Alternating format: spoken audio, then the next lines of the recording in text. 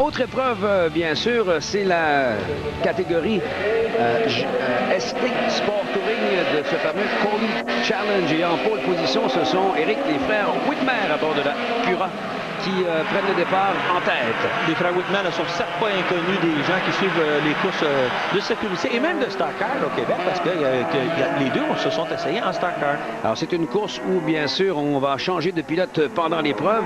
C'est le plus jeune des deux, Nick, qui commence l'épreuve. Cuno, son frère qui avait gagné ici en série Honda à l'époque, et celui qui prendra le relais. Derrière eux, le groupe, ou plutôt le duo Cosmo Plum en deuxième position sur la BMW 330.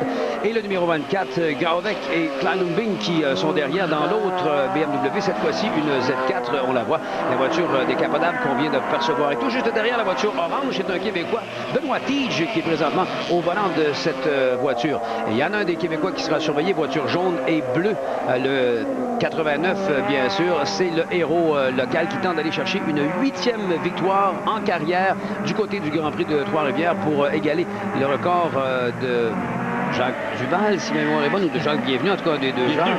Bienvenu, pardon. Bienvenu. Et vous parliez de Nick Whitmer, il est bien reconnu pour passer tellement près des murs qu'il arrache les rétroviseurs sur ses voitures. Pour avoir eu le plaisir de me frotter les ailes avec lui. Les styles entre les deux Whitmer sont totalement différents en passant. Nick et Cuno ont des styles différents, mais ils sont rapides de tous les deux avec ce fameux style. Alors, bataille pour la deuxième position, alors que Nick Whitmer est complètement parti à l'avant. Regardez, il a au moins 2 ou 3 secondes d'avance. Alors, les deux BMW qui sont en lutte. Hébert est en 7e position. Il partage le volant avec Hamelin. Et souvenez-vous, l'année dernière, Marc-Antoine Caméra avait donné tout un spectacle au volant d'une Chevrolet Cobalt.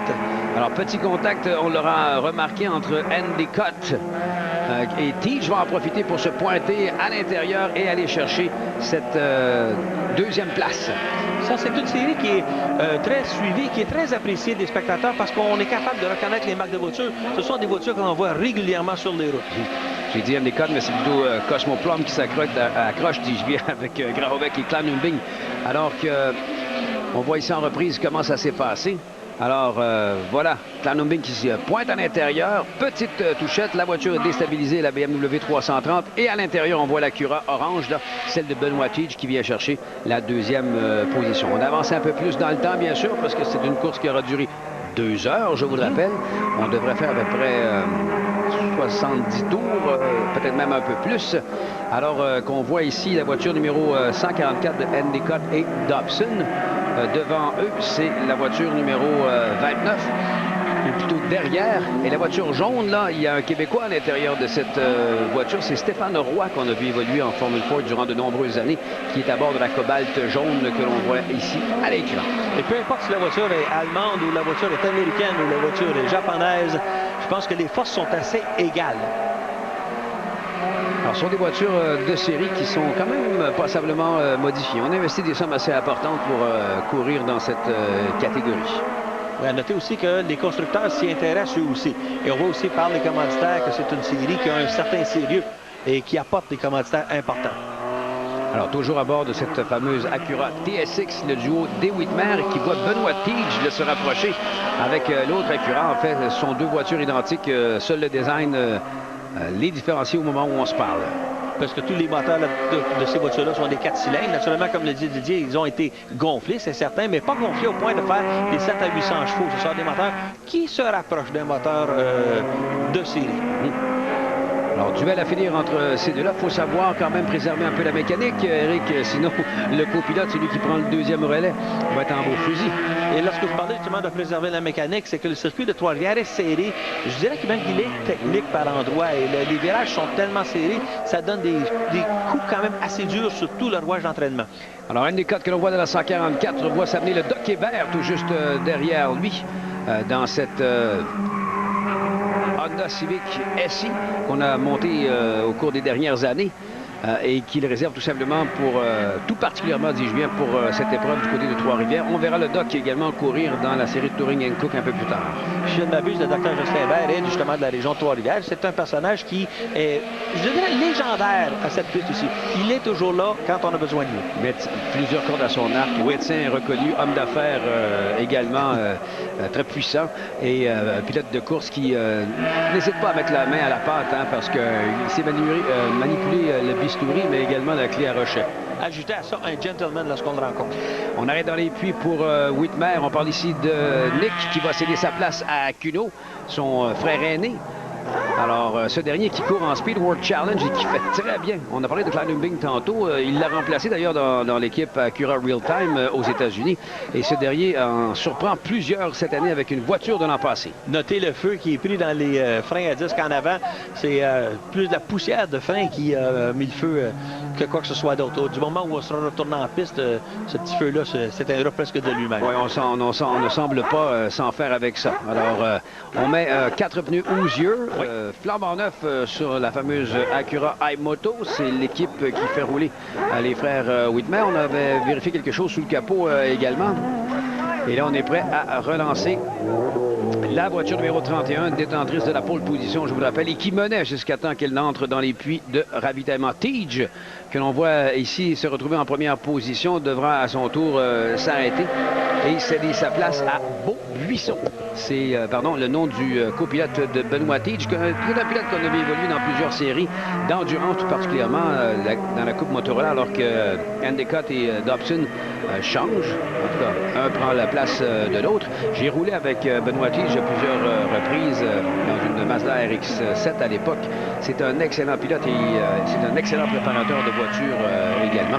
On a amené cette RX-7 à quelques reprises à la victoire, lui et moi. Ça a été très agréable de piloter en sa compagnie. Vous parliez des pneus Hoosier, tout le monde roule sur des pneus Hoosier. C'est justement une marque de pneus américaine qui ne fait des pneus que pour la compétition.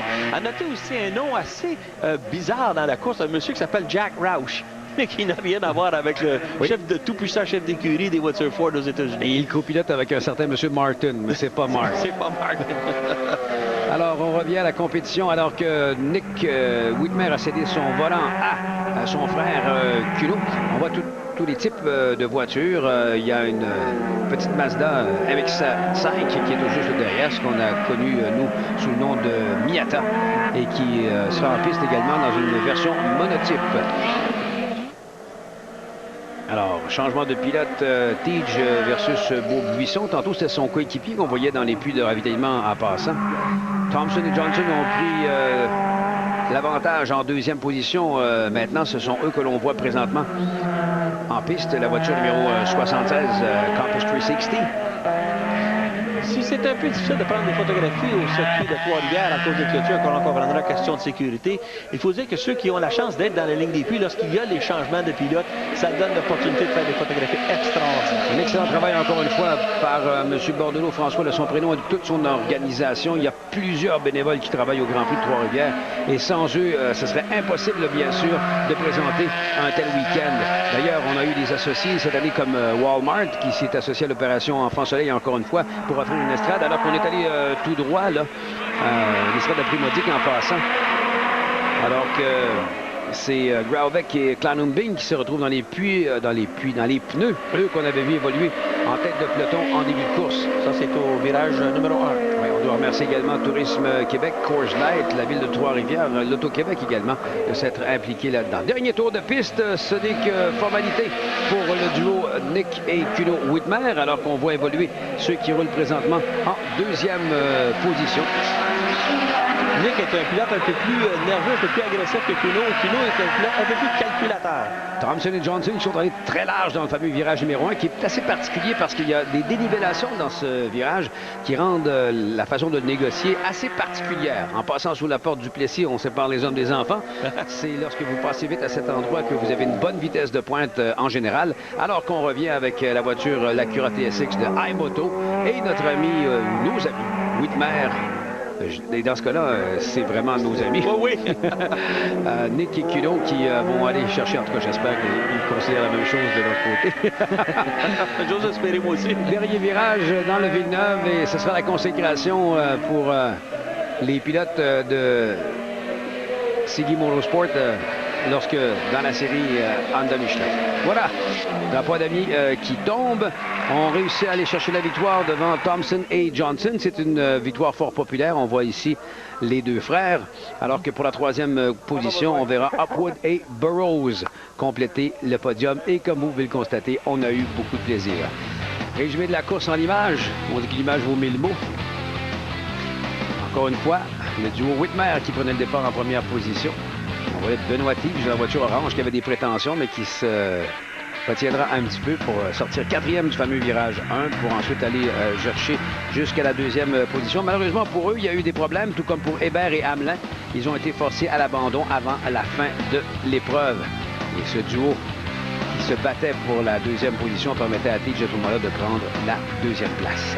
Compte tenu du nombre de voitures qu'il y avait sur la ligne de départ, il n'a quand même pas eu tant d'accidents ou d'accrochages que cela. Parce que les pilotes ont su se respecter. Alors, ils étaient 24 à prendre le départ et les 10 premiers ont presque réalisé le même nombre de tours que le vainqueur. Alors, on voit ici la vedette locale, bien sûr, Doc Hébert dans sa Acura Trois-Rivières Honda Acura, qui réussissait quand même une belle performance jusqu'à temps que, malheureusement, la mécanique ne cède pour lui. Oui, parce que c'est une épreuve à... Il n'est pas le seul à avoir connu des difficultés, on l'a vu. Alors, vous voyez le dommage que ça peut faire lorsqu'un pneu se détache sur la voiture. Et ça explique l'abandon de Tige et Buisson, bien sûr. Alors, drapeau à David qui tombe. Consécration, encore une fois, pour les frères Whitmer. On est mis près du mur. C'est le moins qu'on puisse dire. Alors, c'est pas fini pour Whitmer qu'on verra évoluer également. Je parle de Cuno, le plus vieux des deux, dans le championnat Touring Hankook un peu plus tard. Donc, les résultats officiels, Whitmer, les frères, Thompson Johnson en deuxième, Hopwood Burroughs, Prinetti Chuati en quatrième position et Lois Roush qui complète en cinquième. On voit ici jusqu'à la 10e place. On fait une pause et on revient.